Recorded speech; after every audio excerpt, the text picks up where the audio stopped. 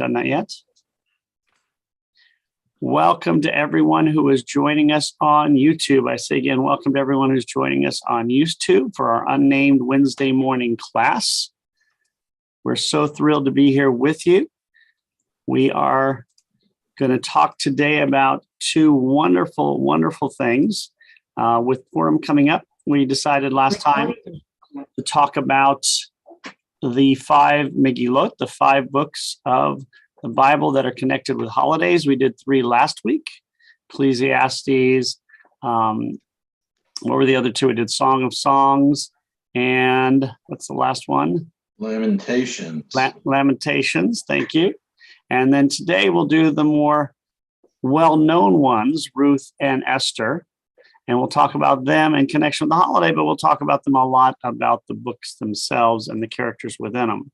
So if you have any questions or thoughts, please go ahead. As you know, everybody's welcome. And for those who are wondering why on YouTube, we actually have more people on YouTube watching later than during. So it's nice that we have people feel comfortable doing that. And we'll make an announcement also about our first in-person class that's going to be coming up next month that I already talked to Eva about. So let's go ahead and start with the book of Ruth. Ruth is, of course, the book that is for Shavuos or Shavuot.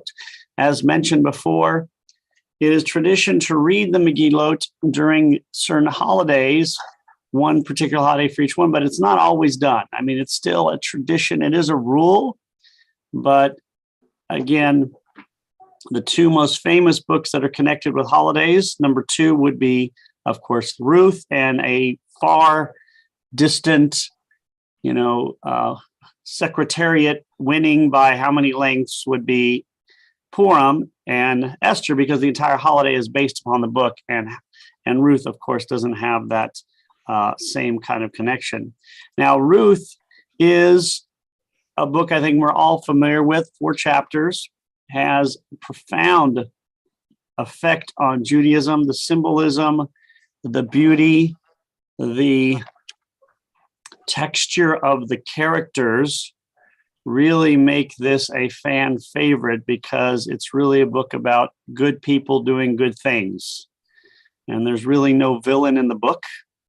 There are people who have different opinions, but there's really no villain. It's about these 3 wonderful women who end up being 2 wonderful women. And then you end up with really 3 main characters. The first 2, of course, Naomi and Ruth, and then Boaz, and then some smaller characters. But let's go over the book itself, written somewhere probably pretty early on. We're talking 6th or 4th century. So we're talking 2,500 years ago. So it's not a new one. And most believe it is written, almost assuredly written after the exile, because it's a book that speaks to some, even though the book itself is set during the time of Judges, which is way before the exile, before King Saul even. It was probably written as a way to help people during the post-exilic time. So basically, we had the exile, 586. Jews are welcome back, 536. Temples rebuilt, 515. The great sages and Governor Ezra and Nehemiah come, 450-ish. So sometime in this period, this book is written. Now, the story I think we all know.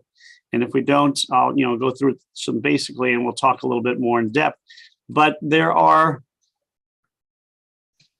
people who choose to live outside of Israel by this time, but you can live in Israel. So it's a time period where you can live in Israel or you can live outside. So the borders are porous, and a family is living outside Israel. It consists of a husband and wife and their 2 sons and the 2 sons' daughters. Wives. So there are no children, no grandchildren yet. And the 3 men all die. So the father and the 2 married sons die, leaving 3 women. And again, even more so than Esther, the main characters are women.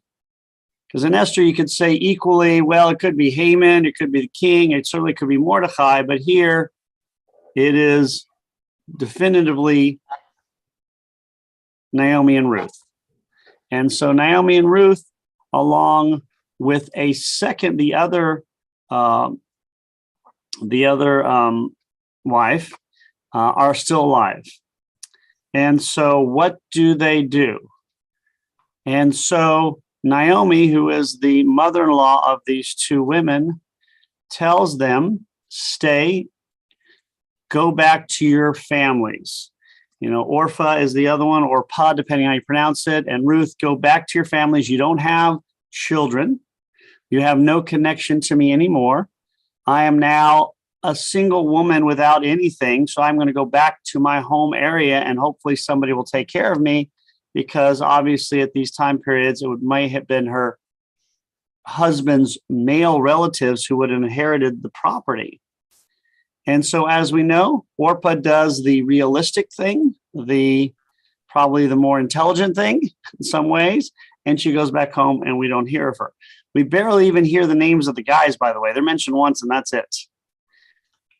So Naomi and Ruth venture back to what is now Israel.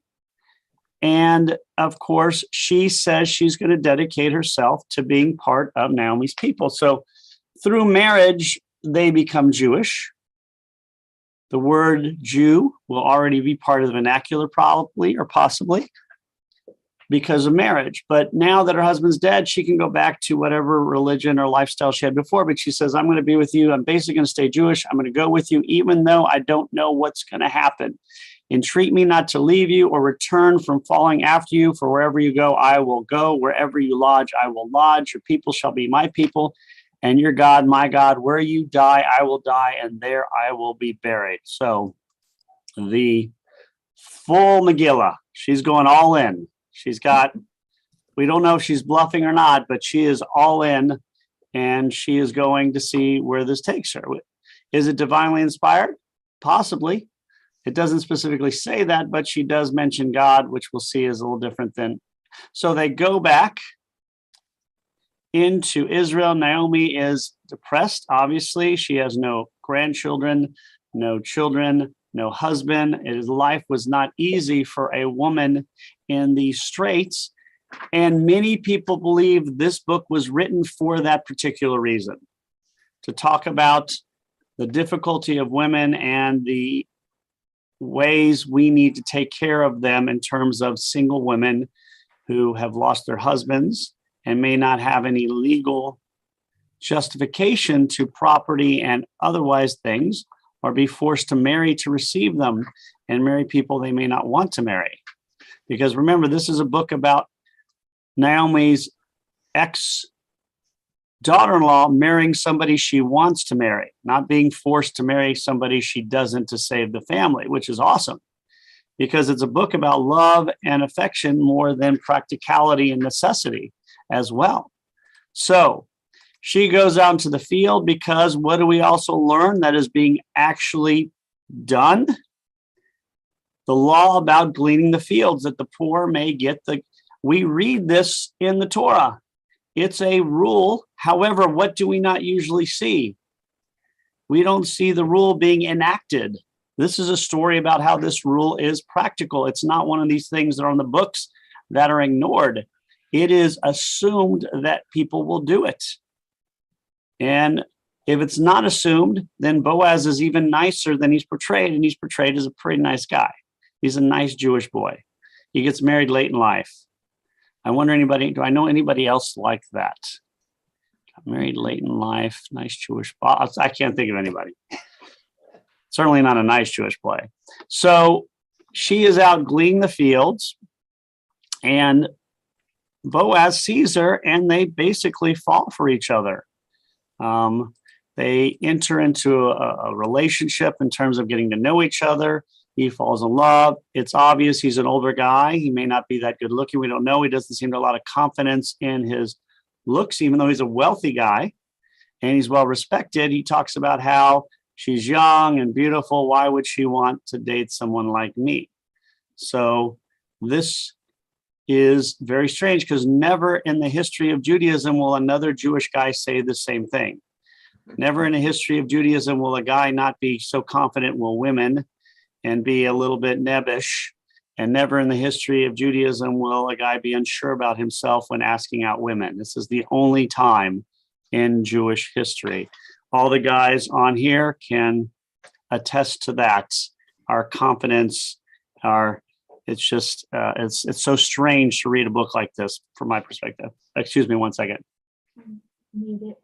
Yeah, I paused for a second. Something's just happened. I apologize.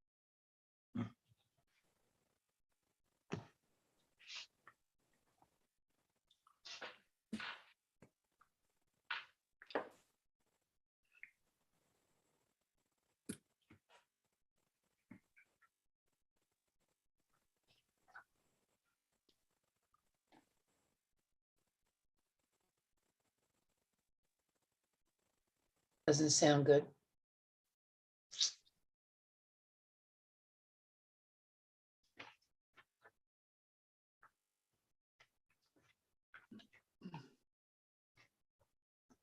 Ron, how are you doing now? Do you have to go back for any more rehab?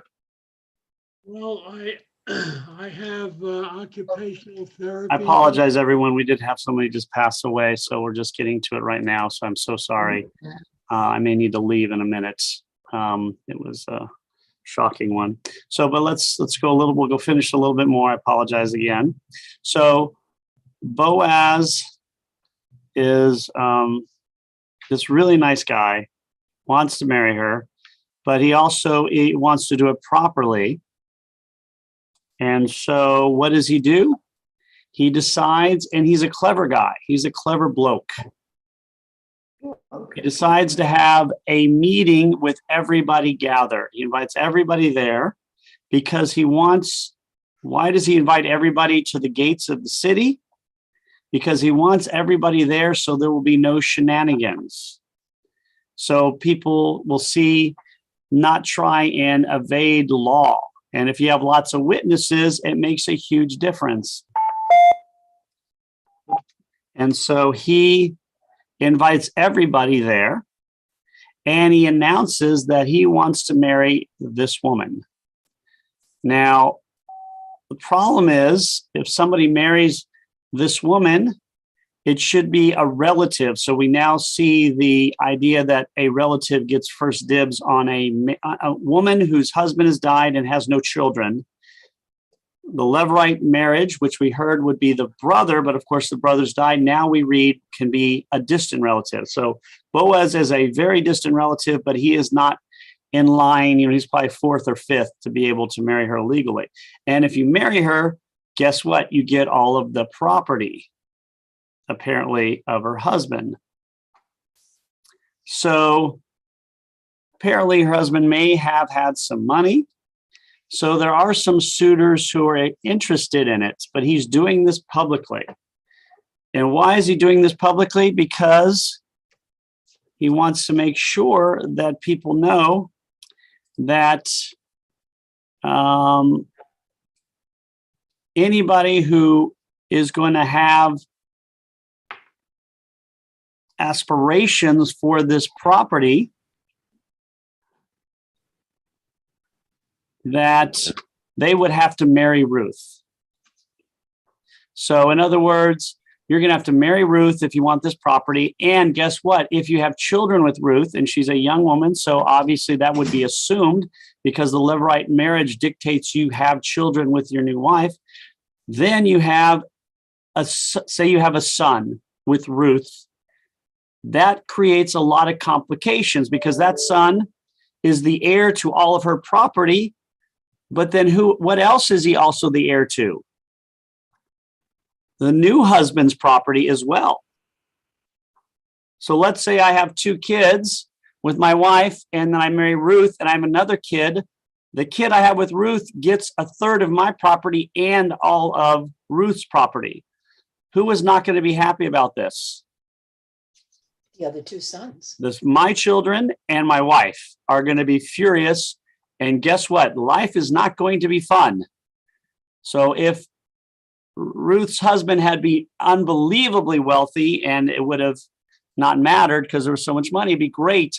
But I'm not risking my wife's favor, a war between my children and my other child, And so it's really not worth it. And Boaz is making sure everybody knows this. And it's a brilliant move because in front of everybody, he can now have everybody at once who is ahead of him on the list. All the other guys can say, no, I don't want it. I don't want it. I don't want it. Number 5, Boaz, done. And so Boaz gets to marry her. And again, it's out of love and affection. It's not for the property because he has property. He's probably much wealthier than Ruth's ex-husband was. It certainly seems that way. And so he marries her. And of course, the children they will have are going to become very important because King David will come from their line. So Ruth is the great-grandmother of, or great-great-grandmother of King David.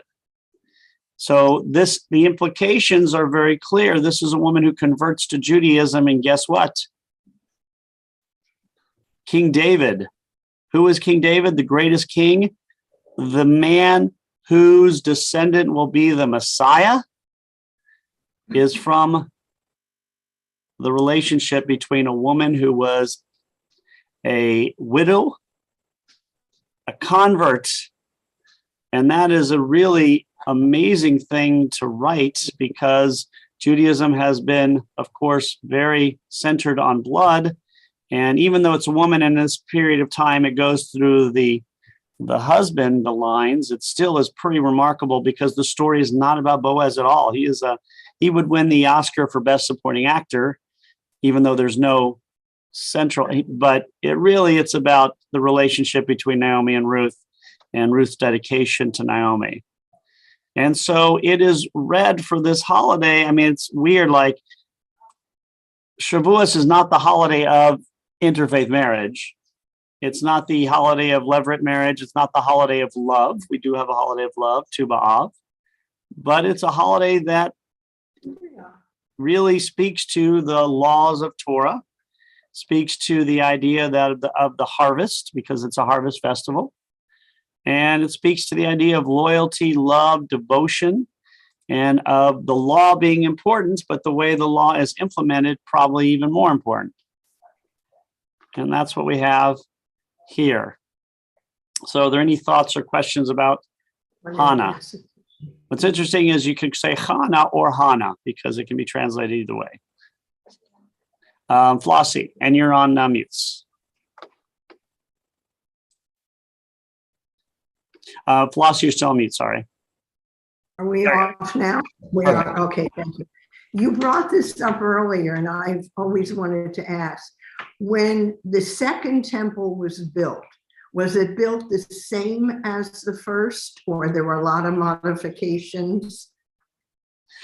The second temple was built about 70 years after the destruction of the first. It was much smaller. Oh, it was. Okay. It's going to be enlarged through the ages, especially hundreds of years later by Herod, but it's a much smaller. And the prophets, kind of decry the apathy in actually building it because the money does come from the Persian government. I mean, the Persian government's helping to pay for it. And so it is built, and it's really becomes bigger and more important later, about 70 years later, when Ezra and Nehemiah come down. But it's not quite as lavish. And the first one wasn't that lavish, but then it'll become bigger and bigger and bigger through the years, ending with Herod's. So yeah, it is. It's not, back then Israel at this point is not a major player in the world stage, and money, it's not a wealthy nation. So they're not going to be able to build something as extravagant as, say, Solomon's palace. But it'll serve a purpose, but it's built. It's probably not really the center of the Jewish world for another 50 or 60 years until these prominent men come into the area and start saying we got to live by the law and start going to the temple and that kind of stuff. But if you go to Israel, you can look on maps and you can see it'll show the differences between them. And if you go to Israel, you can go on a tour and they'll show you the little section that was that area where David's Citadel is, I think, where that part was. Yeah, right. Yeah. All right. Larry has his hand up. I'm sorry, Larry, you're not on my page. I can't see Larry. Yeah, I just wanted to mention, I just read a couple of little paragraphs about Ruth, and it seems like Naomi is a much more powerful character than she might have been given credit for, in that she seems to be the one, even though originally, I guess she gives the girls the option of going back to their homes. When Ruth decides to go along, I think she takes on the role, and one of the commentators even calls her the role of, she wants her to be the redeemer.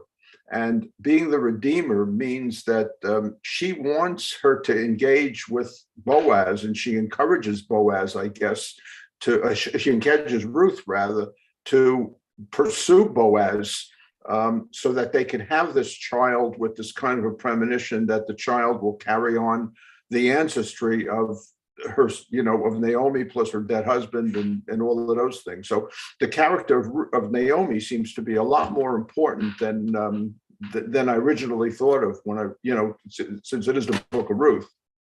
Yeah, and there's a lot of scholarship on that. As if you asked who is the more important character, Ruth or Naomi, you could go either way. Obviously, the Book of Ruth, but in modern scholarship, although she goes into a little bit of a depressed state, she does perk up when she hears that her daughter-in-law has met Boaz, who probably is considered a catch. I mean, he's an older guy, he's never been married, maybe a little shy, but very well respected. And she's like, whoa, wait a minute here.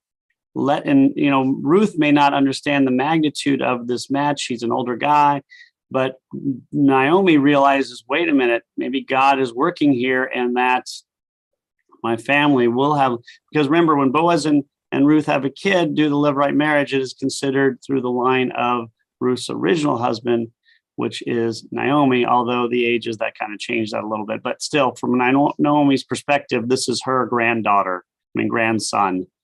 I think Naomi really in modern times has really become more of the subject of discussion, definitely. All right, so let's go to the Book of Esther, and we'll obviously be celebrating Purim this Sunday and a week from Wednesday night, virtually, this Sunday in person. It'll be like an hour of fun. You'll see kids in costumes, hopefully. It's going to be a little cold, so hopefully we won't need to use the social, but we will if needed. We're doing it outside because obviously little kids cannot get vaccinated. So a lot of parents feel more comfortable this way. We'll have Hamantations. There's going to be arts and crafts for the kids. And we're going to be doing the spiel. Thank you, Karen and Stuart, for taking on the positions of minor characters, the king and Esther. So really small parts, but they're going to try their best.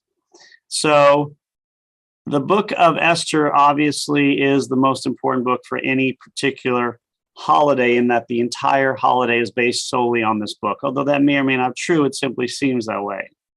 This is like Song of Songs. This is a book that has no obvious connection to any other book, except for the fact that Jews are persecuted. The Book of Ruth could be looked at. There's just nothing like it. Kind of like the Song of Songs. It is unique in that it is what we would call today a farce. So it is completely and utterly a farce, not meant to be taken seriously or literally in terms of the story itself, although there's a lot of important stuff in there, but it is a ridiculous story. Anybody reading it will think it's ridiculous for many aspects. First of all, the king is having a party for a whole year. He's basically not even working for the year. There is nobody running the country for a year. He's just partying. And then he has a year-long pageant to find his wife. And his previous wife wouldn't dance naked in front of his friends, so he has her probably killed. There is no mention of God in the entire book. It's the only book of the Bible that doesn't mention God. It doesn't even reference God. It doesn't even make it seem like God is involved. There are very few, if any, admirable characters. Even Esther is kind of almost forced into doing this. She's Mordecai is kind of a somewhat of a hero, but he has to kind of beg Esther to do something as opposed to being a little bit more. He does stand up to Haman, so he might be. But again, it is a book that has in no way a connection to a religious lifestyle. It never says Jews should be more religious or more supportive of God or better people. It has no ethical subject matter except that Haman is evil. So beyond the fact that Haman is evil, there is nothing about how you have to be a good person, a nice person, maybe a subtle amount of bravery. But beyond that, we are not seeing anything like what we see in other. It doesn't tell you got to keep kosher. It doesn't tell you to marry good people. It doesn't tell you exact timings of everything. So it is almost assuredly a farce written probably in the mid-4th century. They think during the time of Artaxerxes the third, so somewhere in 350 to 335, who may be the king himself or the. So it also has an ending that is quite strange. First of all, the king cannot, once the king makes an edict, the king cannot change the edict, which is really strange in itself. What king would create a rule where I can't stop what I'm doing? Secondly, he has to make another edict. The first edict is that Jews are to be killed on this day. He can't stop it, so he makes another edict that says Jews can defend themselves on that day. So he is encouraging a war, a civil war in his own country. And then when the Jews don't kill enough people, he says, they ask him, well, we need to kill some more people. He says, you'll get another day. Another day you can kill anybody you want. So that is strange in itself. So it is also the first holiday or festival that is post-Torah and post-exilic. So all the holidays up to this come from the Torah, the main ones, and now we have another holiday or festival that is seemingly really strange, but it also does tell us, hey, we can have more holidays. They may not be as important as the ones in the Torah, but we can have more holidays. And this is the first one of the that we know of holidays that come after the Bible is completed. It's has a lot of symbolism or connection to less to Jewish books than other farces of the day. So there are other books of the day that have similar style farcical ideology, and it's more connected to those than anything else. So the fact that we have a holiday based upon this farce is very strange, because it's, why would you create a farce about the destruction of the Jewish people in an area? I mean, this is a serious topic. He's going to kill all the Jews in Persia, or at least this Persian kingdom. I mean, that's where most of them are. So, and as far as we know, Jews living at this age in Persia were doing pretty good, although by the end, the mid to 4th century, things are not doing as well. And that's when the Greeks are going to take over. So it is really a strange book. There's some connection to books like Daniel, because they're out in the, and Daniel's also in the diaspora, and the apocryphal books of Tobit and Judith, which we spoke a little bit about. So it's a very strange one. And through the years, it has grown into this really beloved festival. Some would even say it is the basis for Jewish comedy. That because of it, we got Yiddish comedy in Eastern Europe, which is really the basis for Jewish comedy. So it is this fun story where you end up dressing up, but you could see people possibly doing some of these things early on. So this does not seem like it's something that we are changing the flow from a very serious document into a fun, strange one, because it's already that way. And so, again, as with Song of Songs, it was chosen to be in the Torah, in the Bible, without reference to God at all. So we don't know if it had, in the case of Song of Songs, we know that Rabbi Akiva was in support of it. We don't know, I think, if any similar famous rabbi was in support of this one. What probably happened is by the time of the creating of the Bible, I imagine Purim was already a pretty popular holiday. And so if you don't put it in, people are probably going to celebrate the holiday anyway. So you might as well put it in, and so people can, and that's, so we know all of these traditions will develop because of the crazy nature, not just the fact that the king's name is very hard to pronounce. Any thoughts or questions? Flossie had a question. Flossie, and you're still on mute. Oh, there, perfect. You sort of answered it with why it was put in. I mean, was it with the timing from what you said, the first holiday after the? It could be. It's the first, really, that we know of, the first holiday after the Torah. Because there's a lot of books that come before it, and they don't have holidays necessarily. But if it was such a farce, why do the religious observe it? And I know they really let loose with it. It's in the Bible. It's a holiday. It's one of those things that, despite difficult times, we can keep our sense of humor and look to the future. Yeah. This became the fun holiday, which really now you could say is Hanukkah and Purim, and even Hanukkah, maybe even a little bit more. But in the traditional world, I mean, this is the fun holiday where you just became let's have fun. Karen. You said this was set mid 4th century. Is that 4th century? BCE. Okay. So basically, Persia takes over 530, 540-ish BCE, and Persia is going to be in control of this area. And they really are pretty good to the Jews, to the other countries as well. They're much more lenient than Babylon. But by the 4th century, things are changing. They're really, having wars with Greece, and times might be a little tough. So this will be, I think, the next to last king before the Greeks take over with Alexander. Flossie again. Did Hamantashen, are we on? Yeah. You can hear me? Okay. Did Hamantashen come about because we tend to have a food per holiday?